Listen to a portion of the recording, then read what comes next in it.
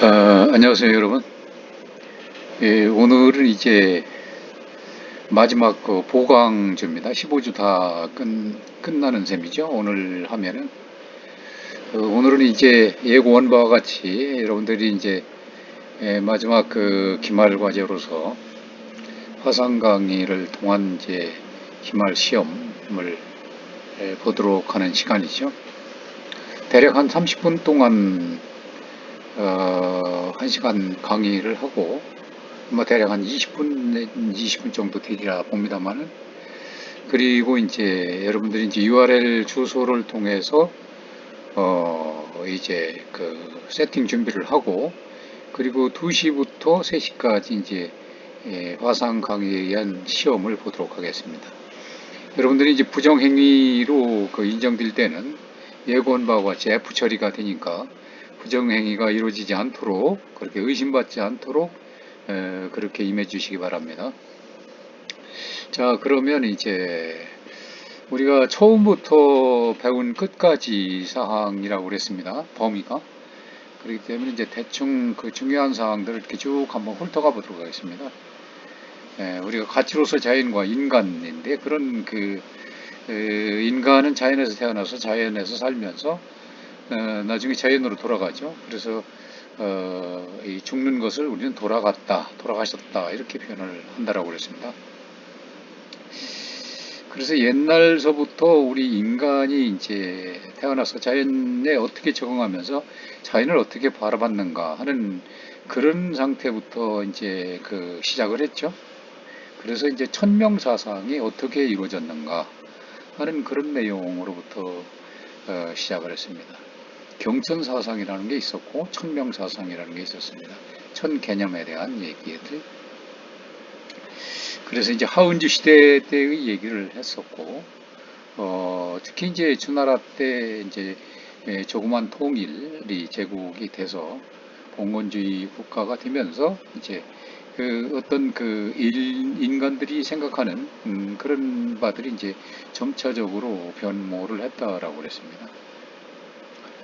그래서 천재라고 하는, 상재라고 하는 그런 개념들이라든지, 그래서 천의 그 특징들이라든지, 그래서 천의 명 했을 때 천과 명, 이런 그 의미들. 그래서 은나라 때 상제가 어떻게 주나라 때 변천을 하고 또 통일을 이루게 되는 그런 계기가 됐는가 하는. 그래서 구체적으로 이제 서주시대 때의 그 천나라 인간의 이제 발견, 천 세상, 천재의 그 이제 내재화가 되는 그런 과정들을 설명을 했고, 무왕이 이제 혁명에 성공을 하는 천자로서의 그 의미, 이런 것들이 이제 설명이 됐었죠. 그래서 이 가치온도를 어떻게 극복했는가, 예약문화, 정법제도라든지 이런 그런 것들, 그리고 결국 이제 보민 이 경덕사상이 나타나게 되고 문화 변동이 발생이 됐다. 은문화 때의 그 폐해들이 많이 있었죠. 그런 것에 대한 이제 사회적 그 백성들이 반성, 이런 것들이 있었고, 그러면서 서서히 이제 사상명이 이제 나타나기 시작을 했고, 그것이 연결되어서 천명사상과 덕이라는 것으로 이렇게 이제 서서히 자리 잡게 됩니다. 그래서 혼돈스러운 그런 사이가 이제 하나의 그 극복을 해나가고 이렇게 되죠. 그래서 이 천이라는 개념과 또 덕이라는 개념, 그리고 수덕이라고 하는 개념들이 이제 나타났고, 이제 바야흐로 이제 공자 춘추전국 시대에 들어와서 그러한 천명사상을 체계적으로 확립을 하죠. 공자가 드디어 이제 인사상으로 전승을 해서 확립을 하게 됩니다.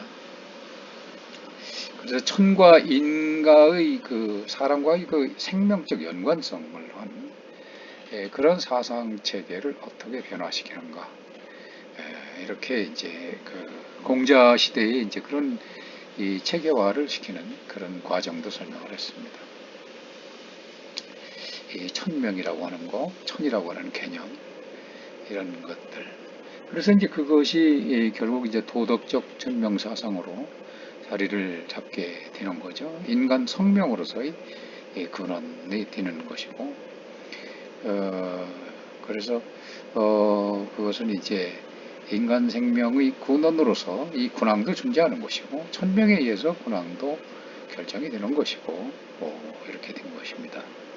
인간 성명이 그래서 근원적으로 천명으로부터 나오게 된 거죠.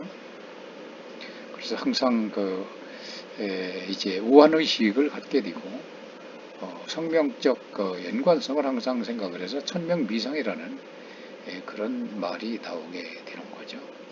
인간 존재도 역시 이제 이 자각을 통해서 천인간의 성명적 일관성을 갖게 되는 그런 존재로서 이제 자리매김하게 되는 것이고, 그래서 인간 본성이 무엇이냐라고 하는 거, 정형에서 나오는 천명지위성, 하늘이 풍부한 것을 성이라 이른다라고 하는 거죠. 성이라는 것이 천명의 입장과 그리고 성명의 입장이 이제 이렇게 연관성 있게 설명이 되고 있다는 것을 말해주고, 이제 100년 뒤에 맹자가 나타나서 그런 것을 다시 정교화하고 사상을 체계화하죠. 그래서 확장을 시킵니다. 그래서 이러한 그 천명이라고 하는 것은 덕성인데, 이런 것들이 심화된 인간으로 이제 분보돼서 심화되는 그런 개념으로 나타나게 되는데, 이것은 어디까지나 이 자각을 통해서만 가능한 것이다. 그래서 천인 일관적인 것이다. 이렇게 되는 거죠. 그렇게 돼서 이 덕성이라고 하는 측면이 이제 구체적인 그런 것으로 인간의 성명으로서 나타나게 되는 것인데, 그것을 이제 성선설과 사덕, 그리고 사단, 대인으로서의 확충하는 그런 개념으로 이제 맹자가 확장을 시킵니다. 그래서 이 사덕과 사단이란 도대체 무엇이냐라고 하는 것, 구체적인 그런 것이고, 그런 것에 대한 설명을 했습니다. 그리고 성선이라고 하는 것은 성이라고 하는 것, 성명 자체는 착할 수밖에 없다라고 하는 그런 성선설이 무엇이고, 그렇게 주장이 된 그 근거는 어디에 있는가, 또 대인과 대체 이렇게 확충하는 것, 소인배 같은 삶을 우리는 살면 안 되는 것이고, 대체로서 대인의 삶을 추구하면서 살아야 된다라고 하는 그런 그 맹자의 그 강조점이 있었죠.